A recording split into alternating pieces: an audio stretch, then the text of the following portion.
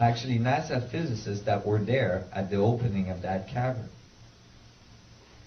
They reported that blue spot being there, and they said something really interesting.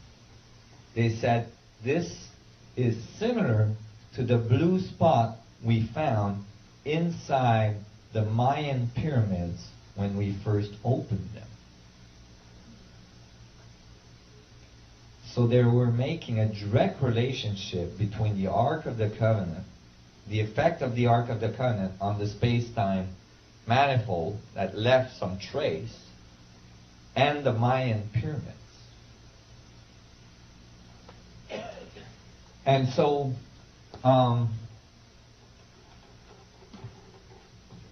interestingly, when the ark disappears from the temples of the Temple of Solomon and goes to the Essene, at the same period, very shortly after, the living ark, Emmanuel, appears onto the scene. Emmanuel might have been able to walk on water because he had some anti-gravitational capability in his back pocket. Go ahead. Well, in the Book of Mormon, why Emmanuel or Jesus visits the American continent after he left Israel. Well, then he would have had to be able to do some pretty good flying too. And so, interestingly, Emmanuel is the living ark. Well, these things are related. Why?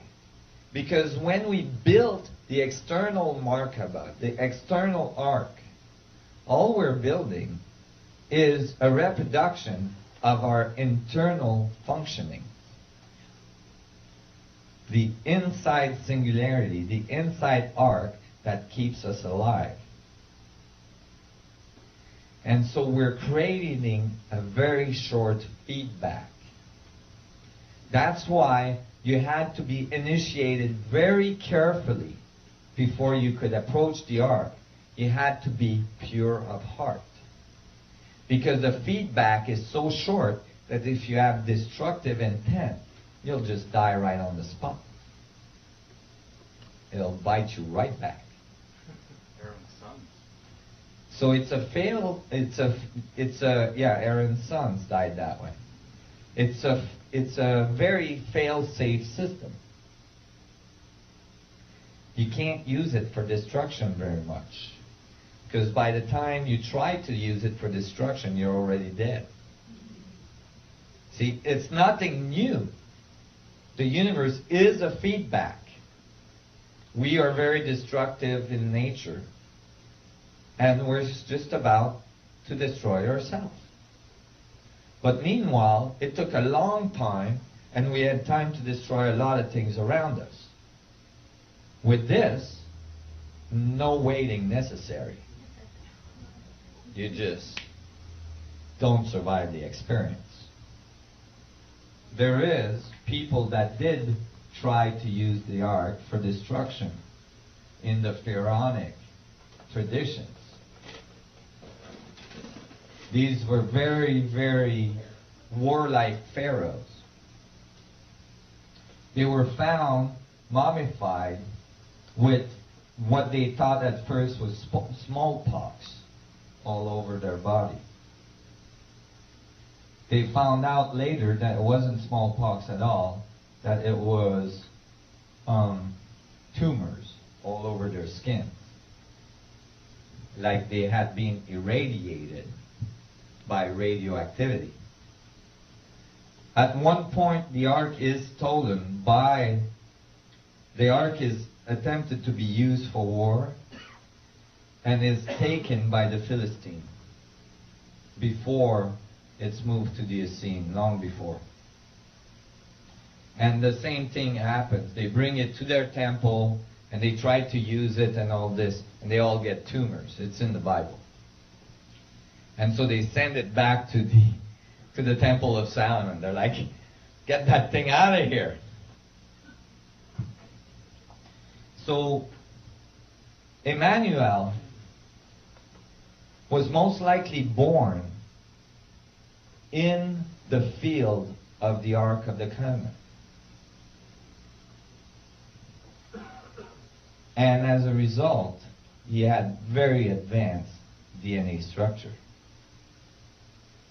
In fact, Emmanuel might have got revived by using the Ark of the Covenant and resuscitating him, generating the whole,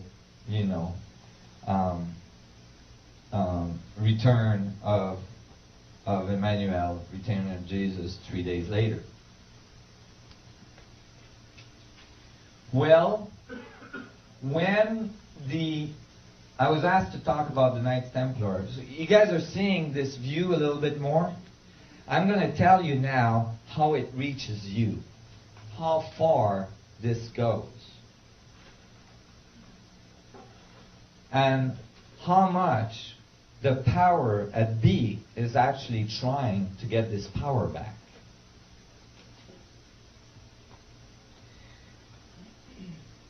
First of all, the key to the Bible is to understand that the Old Testament is talking about advanced technology, very, very advanced technology. The crystal, the power of the sun gods, the power of Atlantis, which was brought out of Atlantis, brought to Egypt, and eventually brought to the Temple of Solomon by Moses. And the other side of the Bible, the New Testament, is talking about the living ark, the purity of heart, the purity of intent you have to be with the ark. And it's actually when the two are put together that we have the new level of civilization. When the technology, the external technology matches our internal knowledge, and the internal knowledge match the external technology. It is not all internal, like spiritual, commonly think of. And it is not completely external, like most physicists think of. But it is both internal and external. That's the feedback. So when much later, it seems like there was a Jewish contingency in France that believed that they were the direct descendant of Emmanuel, the Cathars. And the Cathars, I think, was it the Cathars? Yeah, I believe so. They were looking for the Ark of the Covenant. This is a large Jewish community in the middle of France that nobody knows how they got there. There's a lot of books now being published saying that actually Emmanuel, after his crucifixion and his revival, went through India and into Europe and resettled in France. And that Cathars were truly the bloodline of Emmanuel. In any case, true or false, they believed they were. And they were looking for the ark. They might have had very ancient documents that were brought there by the groups that settled the Jewish community there.